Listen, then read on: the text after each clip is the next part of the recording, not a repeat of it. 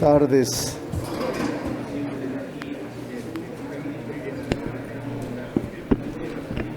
¿Listo, Eric? Sí. ¿Ya estás, Alfredo? Adelante, senador. Bueno, sé que el tema clave, sé que el tema principal que algunos me han preguntado y algunas es el de las propuestas o la relativa a la reforma judicial.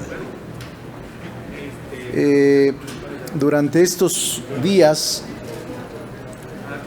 hemos intentado acercamientos con los grupos parlamentarios, derivado del análisis y discusión de propuestas alternas que han presentado ellos, así como de las opiniones vertidas en el Parlamento abierto, siendo este un ejercicio que ha permitido reforzar y replantear los contenidos del decreto presentado originalmente en la iniciativa del Poder Judicial y que fue presentado a través del Poder Judicial, del Poder Ejecutivo de la Unión. La lógica de la reforma se sustenta en ejes fundamentales que podría clasificarlos en 10. 1. Consolidación de la carrera judicial para todas las categorías a los que se accederá mediante concurso de oposición. 2. Limitación a la discrecionalidad de nombramientos otorgados por jueces y magistrados. 3. Establecimiento de políticas que orienten las determinaciones del Consejo de la Judicatura Federal en materia de adscripción, readscripción, reincorporación y ratificación de juzgadores. 4. Reforzamiento de las facultades institucionales de combate a la corrupción y al nepotismo. 5. Impulso a la capacitación y profesionalización de personal a través de la creación de la Escuela Judicial, cuya responsabilidad resultará velar por la capacitación y la carrera judicial de los integrantes del Poder Judicial de la Federación. 6. El fortalecimiento del Instituto Federal de Defensoría Pública, de manera que los defensores públicos se conviertan en verdaderos abogados de los pobres. 8. El establecimiento de plenos regionales en sustitución de los plenos de circuito, encargados de resolver las contradicciones de tesis en los circuitos sobre los que ejerzan jurisdicción, así como todos los conflictos competenciales que se suscitan en el país entre órganos jurisdiccionales. 9.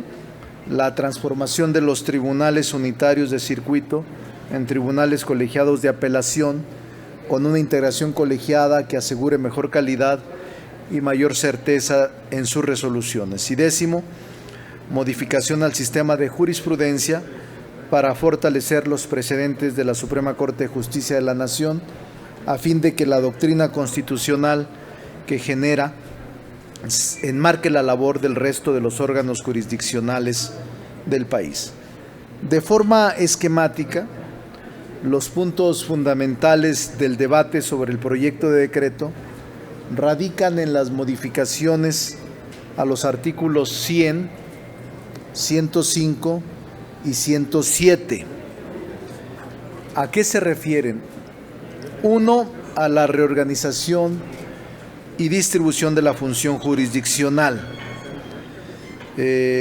Con relación a la propuesta de reformas a diversas disposiciones constitucionales relativas a la creación de los tribunales colegiados de apelación en sustitución de los tribunales unitarios de circuito, se hicieron patentes las ventajas de la conformación de este tipo de órganos jurisdiccionales pluripersonales, en donde subyace la importancia del debate deliberativo que existe en una conformación colegiada de estos órganos, pues al tratarse de órganos jurisdiccionales de segunda instancia, la resolución de los asuntos es fundamental, ya que despresuriza la mediatización de los aspectos, ofrece una sentencia de mayor reflexión, garantiza imparcialidad derivada del debate judicial y aprovecha los beneficios del trabajo y colaboración entre ellos.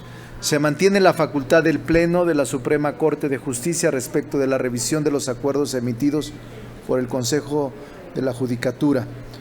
Asimismo, se determina la facultad de la Corte para conocer de las decisiones sobre adscripción, remoción o ratificación de jueces, juezas, magistrados y magistrados emitido por el Consejo de la Judicatura Federal con base a lo dispuesto por la Constitución y la ley.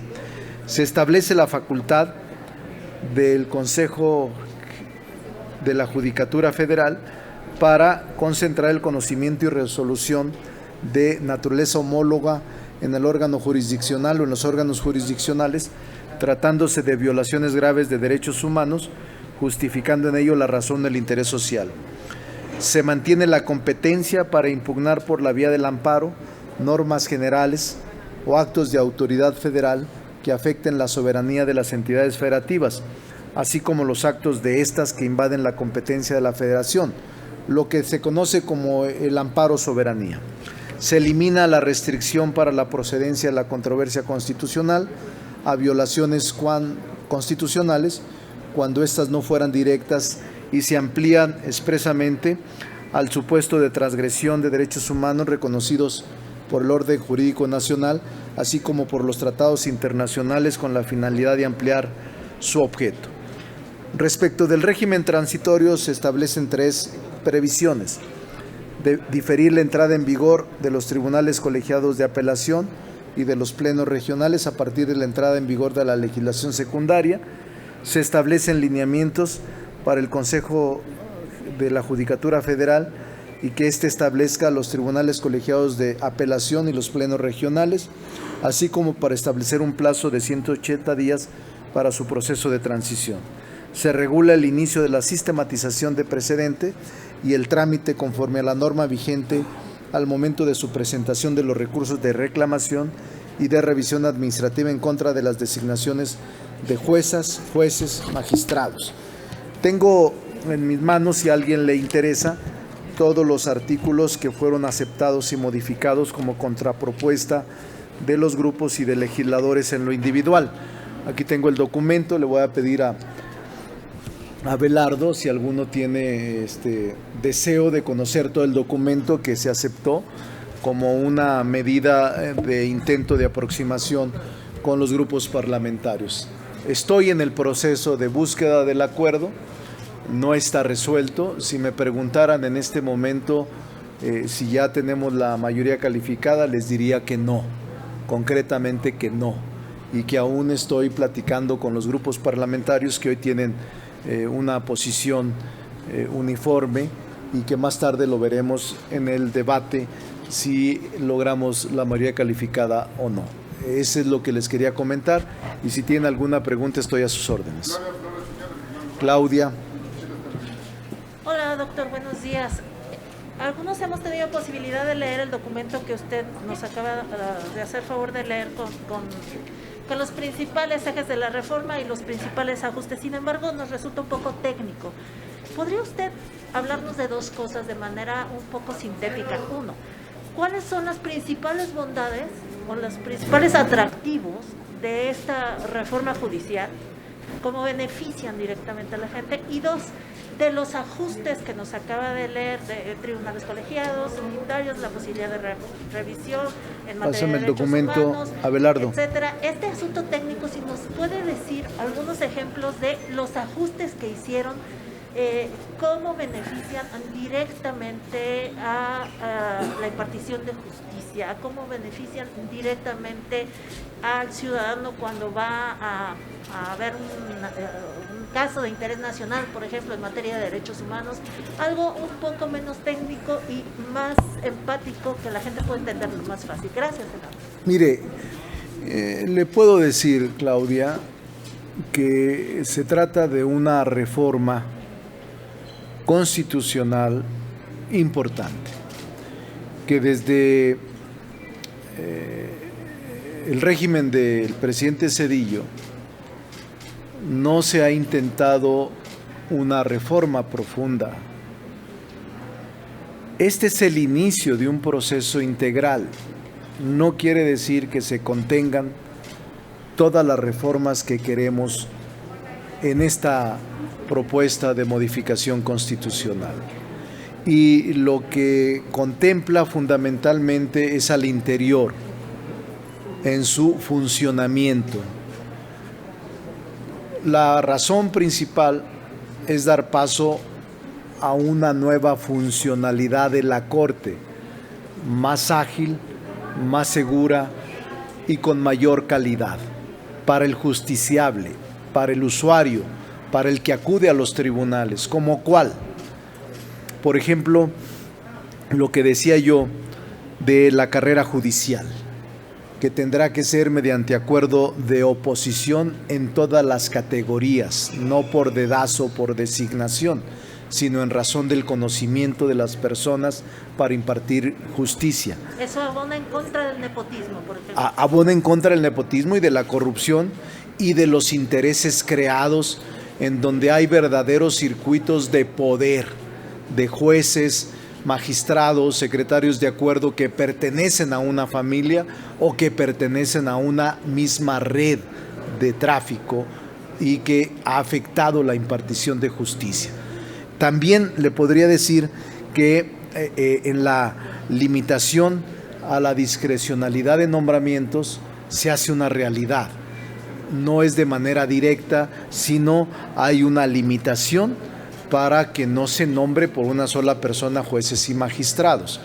También le podría decir que tiene bondades como la escuela judicial, en donde la escuela judicial podrá contribuir a la formación de juezas, de magistrados con un mayor nivel de conocimientos y con una mayor criterio en la impartición de justicia. Ahora bien, los plenos regionales que sustituyen a los plenos de circuito, que son los encargados de resolver contradicciones de tesis en los circuitos sobre los que ejercen jurisdicción, es mucho mejor por los conflictos que se presentan en todo el país. Esta sustitución es una transformación importante, y el que se transformen los tribunales unitarios de circuito a tribunales colegiados de apelación también es una buena decisión, dado que la doctrina constitucional habrá de generar en la ley reglamentaria toda su competencia y la importancia de la misma. Ahora bien, hay dos temas que no se han transitado, en las que una parte de la oposición insiste: la escuela judicial y la defensoría de oficio. La oposición plantea que tengan plena autonomía. Obviamente eso no es posible. Es como si a mí me plantearan que el Belisario Domínguez y el Gilberto Bosques a partir de mañana tengan plena autonomía.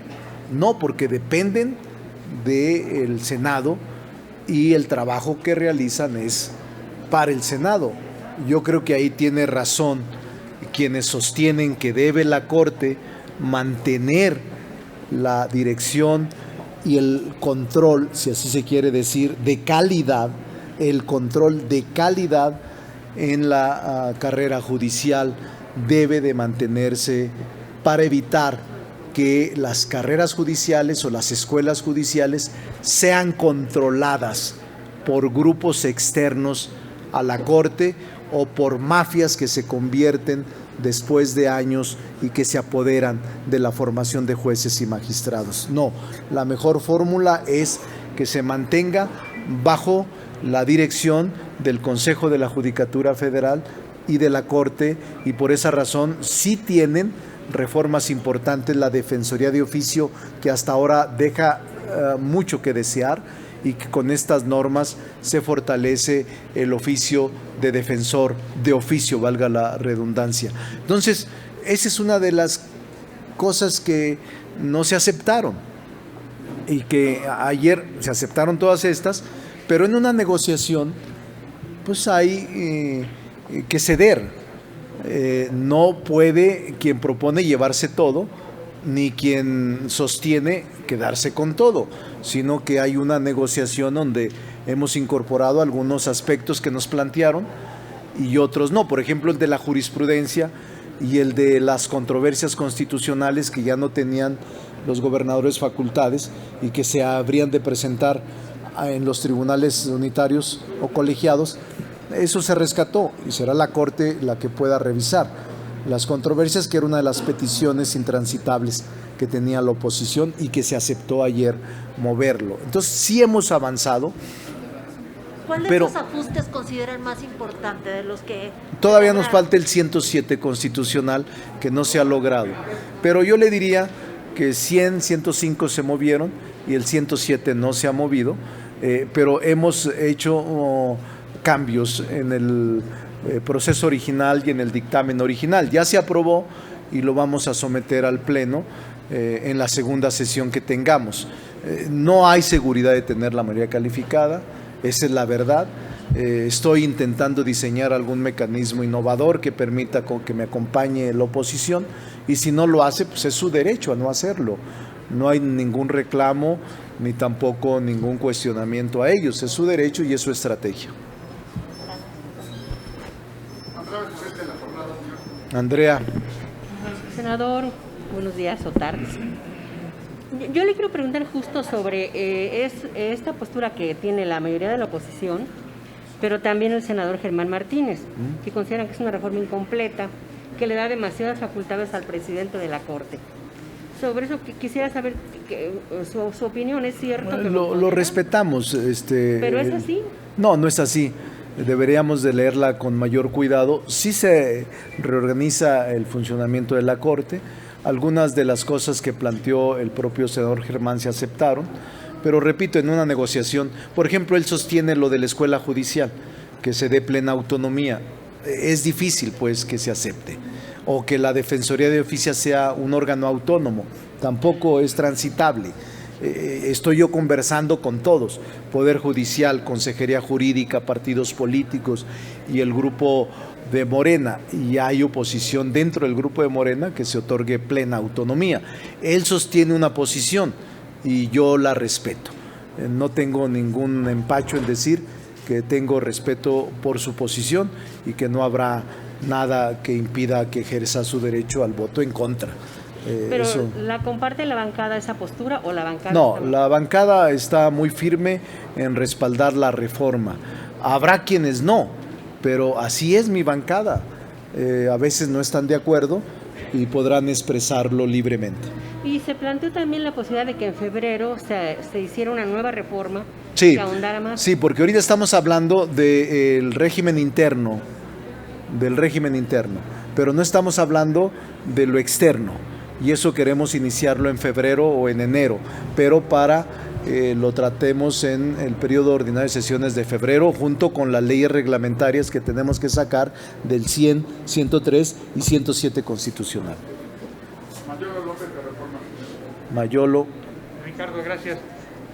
Independientemente de las consideraciones que tenga la bancada, a mí me interesa mucho conocer tu opinión. El principal cuestionamiento de la oposición a la ley Saldívar es que el presidente de la Corte vería fortalecidas sus atribuciones, que tendría más poder. ¿Tú qué dices al respecto? Yo diría que se otorga poder a la capacitación, se otorga poder a la calidad de los jueces y juezas, se otorga poder a los tribunales de apelación, se otorga poder al Poder Judicial de la Federación, no a una persona, sino a un ente para que tenga posibilidades de ejercer con autonomía, independencia y libertad su función jurisdiccional, que debe de ser rescatada. Los tribunales, los jueces, los magistrados están mal calificados desde mi punto de vista. En este momento la justicia deja mucho que desear. Yo tengo 20 años luchando por reformas. Hay un cúmulo de reformas, quizá más de 20 propuestas de reforma constitucional que espero salgan en el mes de febrero, después de una profunda revisión. Y en la ley reglamentaria también vamos a ser cuidadosos para que no suceda eso. Yo sí creo que se está fortaleciendo al Poder Judicial y que la reforma propuesta está equilibrada. Eso es lo que creo, con todo sentido crítico, y que ayer modificamos algunas de las propuestas que les parecían intransitables a la oposición. Pero también creo que es un tema de muchos intereses. No es fácil, y por eso atreverse a modificar la Corte es como que está encantada. Nadie puede hacerlo. Desde Zedillo, 90 y qué, ¿sería 97? Más de 20 años, 25 años, y no podemos. Y es probable que hoy tampoco podamos. Pero vamos a ver. Una sola pregunta de otro tema, señor, de Gerardo Segura. Muchísimas gracias. Es sobre otro tema, esto me lo permite. Hoy en comisiones se aprobó las modificaciones a la ley del Banco de México. Si nos pudiera hablar de las bondades de esta iniciativa. Es una ley muy importante, que me parece debe de ser tomada en cuenta, sobre las divisas, en las que obviamente tendrá más trabajo el Banco de México, porque se le otorgan facultades para captar divisas sobrantes de instituciones y que puedan incorporarla a la Reserva Internacional. Es un problema grave que en la captación de dólares no todo el dólar se puede repatriar. Ese es el fondo del problema. Y por eso repercute incluso en remesas en pequeños establecimientos y en algunos lugares de canje de dólares en el menudeo. Es una reforma integral que ya se aprobó el dictamen en la Comisión de Hacienda, pero que hoy tenemos mucho trabajo. Me preocupa el aumento del COVID y es probable que la semana que entra solo tengamos sesiones virtuales. Es probable. Por cuidado de ustedes también, y de todos. Entonces quizá la semana que entra sean digitales y hasta la otra semana, es decir, el 8, 9 y 10, podamos tener el último ciclo de sesiones. Estoy con los grupos parlamentarios que me han pedido contemplar, que la mayoría contemple algunas de las modificaciones propuestas por ellos en iniciativas, y estamos revisando el trabajo conjuntamente para ver si podemos sacar algunas de ellas. Entonces es una buena iniciativa, es lo que creo, salvo prueba en contrario, pero también soy muy cuidadoso y también en el Pleno puede sufrir modificaciones esta minuta, o puede aprobarse como está. Nunca hay que cerrarse a ningún tipo de cambios y modificaciones, siempre lo he hecho así y no me canso hasta el final de buscar alternativas de solución que podamos todos compartir, y creo que esta es una de ellas, pero es muy importante desde mi punto de vista. Vamos a resolver un problema grave que se está acumulando año con año. Es decir, ¿podría salir en este periodo? Sí puede. ¿Podría salir? Sí puede. Oiga, puede salir. Lo de la Fiscalía también podría... Ah, también lo de la Fiscalía, véanlo, es la siguiente. Si hoy no sacamos este tema, o si hoy lo sacamos, vamos a empezar con la Fiscalía General, con el tema de la ley orgánica, cuya iniciativa ya está ingresada y está en la Comisión de Justicia. Muchísimas gracias. La ley de educación superior también. Hoy lo íbamos a sacar, pero me pidió el presidente de la Comisión de Educación que lo metiéramos hasta el día 8 de diciembre.